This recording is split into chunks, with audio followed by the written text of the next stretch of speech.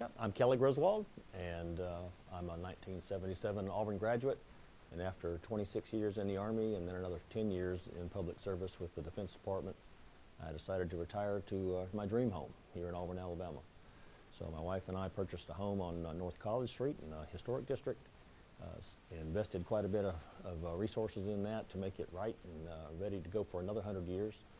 And we began getting involved in the city.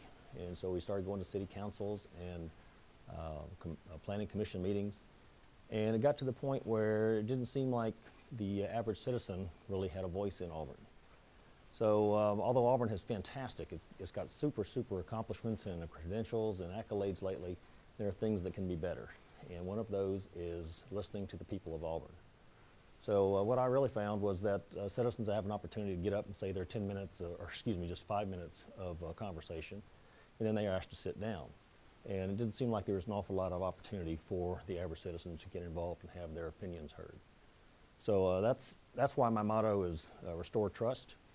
And that's what I'm trying to do is not restore trust in the city per se, but in the people who represent us and allow people to have a voice. So at that last city council vote to raise the height once again in downtown to 75 feet, that was kind of the last card for me, because it seemed like the city council had made up its mind.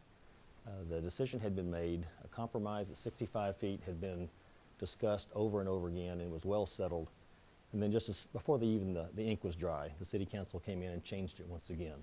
So the processes in themselves is the final thing that put me over the edge and convinced me to run for city council. My time in the Army, I was in leadership roles from the day I graduated here from Auburn. I was commissioned the same day I graduated and moved out right away. My wife and I were married and took off to Oklahoma and were wherever the Army sent us for the next 26 years. The latter part of that career was in management type positions. I'm an artilleryman, but I'm in the acquisition field. And so my job was to manage the development of rocket and missile systems. So that meant I had oversight of literally millions of dollars per day of activities, had huge workforces, had to interact both with government, military folks, civilians, and with contractors. I've had the training to do that type of work. I've been through the Executive Program Managers course for the Department of Defense, and I've been through the Army War College in Strategic Studies. So I'll bring all that experience to bear on the City Council.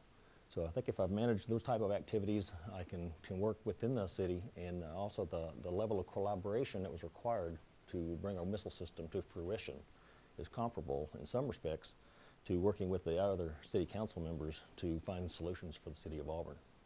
Okay.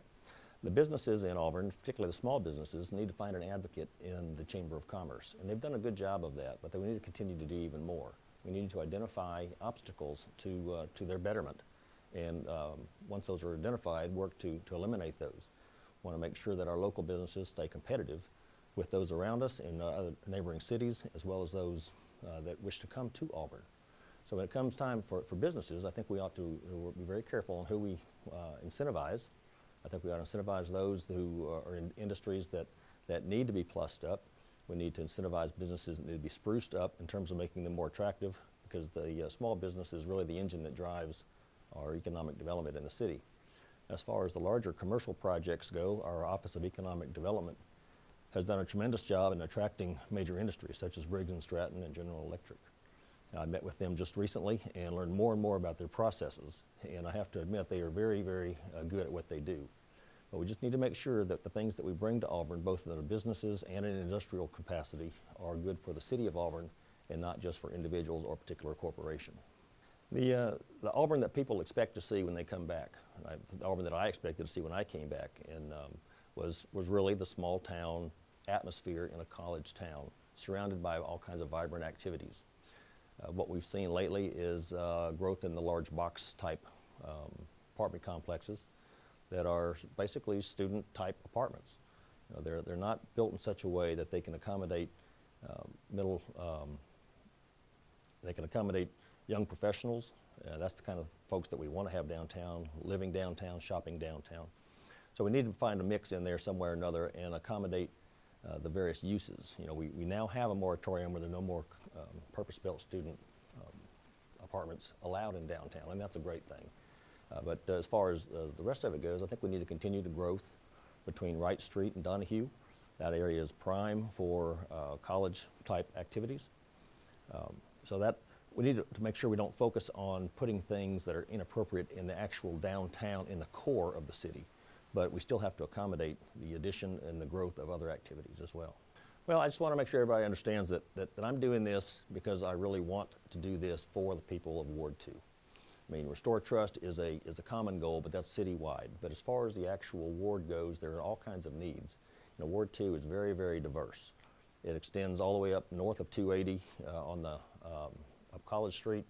It extends almost all the way out to Notasulga, on the far left side out Martin Luther King.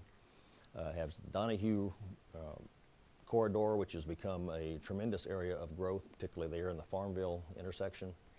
And of course, we've got the Richland Road situation with multiple developments that have been placed along that one road with no way in, no way out, and with 2 schools there. So I think the infrastructure of the ward is the primary ward-centric issue that, excuse me, that I have concern for. You know, we've allowed the city to develop and grow, but I don't think we have allowed the infrastructure and the support systems to grow along with that. So I thoroughly encourage growth within the city. I think we ought to concentrate on infill and take care of these pockets of county land that are within the ward. We need to take a hard look at annexation, and we shouldn't be annexing things that are far, far out in the city if it only benefits the landowner. Anything that we do in terms of annexation ought to benefit the city primarily. But we don't want to put things out there and annex more into the city that's going to further stress our infrastructure and our ability to provide quality support.